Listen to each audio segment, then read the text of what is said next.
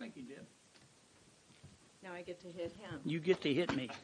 You can hit me upside the head. Knock me in the next week.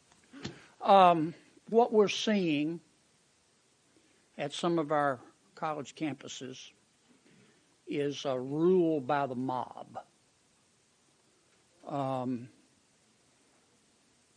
That's what many of you, not all of you, but many of you would call a threat to democracy if it were being perpetuated by Republicans. Democrats seem to be able to do it without consequence. That's point one. Point two, we shouldn't paint with too broad a brush. Some of our universities have done a good job. I'll mention three. Vanderbilt, Tulane, and the University of Florida. They have done a good job in dealing with this rule by the mob because of their leadership. The presidents of those three universities are passionate advocates of free speech. They understand that the Constitution protects free speech against government, but it does not protect disruptive behavior. And they understand that the First Amendment to the Constitution makes a distinction between speech and behavior. And it's not complicated. You don't have to be Oliver Wendell Scalia to figure that out. All you have to do is read the document. And so I want to thank them. I think the president of Columbia could learn a lot from them, an awful lot.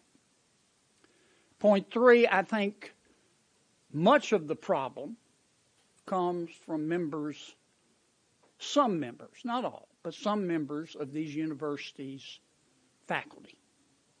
There are members of the faculty at some of these universities who believe in diversity, equity, inclusion, and the right to kill Jews. They do. Now, this is America. You're entitled to believe what you want. It may be an evil thought, but you're entitled to believe it. You're not entitled to act on it. And many of these professors, not all of them, not at all universities, but many of these professors, instead of celebrating their universities as a diverse place of diversity and ideas, they are convinced they are right, and they want to punish people who disagree with them. And that's a big part of the problem. Final point, President Biden could stop this stuff on a dime. On a dime. How can I put this? It just goes to show you that even old people can suck, okay?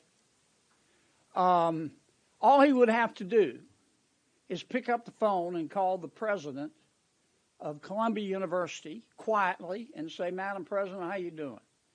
Listen, I don't have a lot of time, and I know you're busy. You've got 14 days to get control of your campus, or you're not getting any more federal money.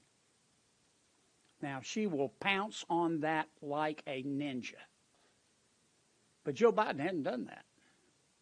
And President Biden is not going to do that. And it's not just because even older people can suck. He's not going to do that because of the raw gut politics, and you know it, and I know it. President Biden is scared to death to alienate the Hamas wing of the Democratic Party. And he has read that new CNN poll, just came out, that said that 52% of likely voters, a CNN poll said 52% of likely voters will never, under any circumstances, on God's good green earth, vote for Joe Biden. 52%. 52% will vote for the guy who salts the French fries at McDonald's before they will vote for Joe Biden.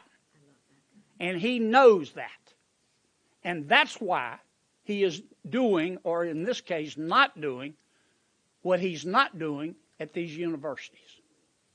And you should call it for what it is. Rule by mob. Rule by mob. A belief in diversity, equity, inclusion, and the right to kill Jews. And it's wrong.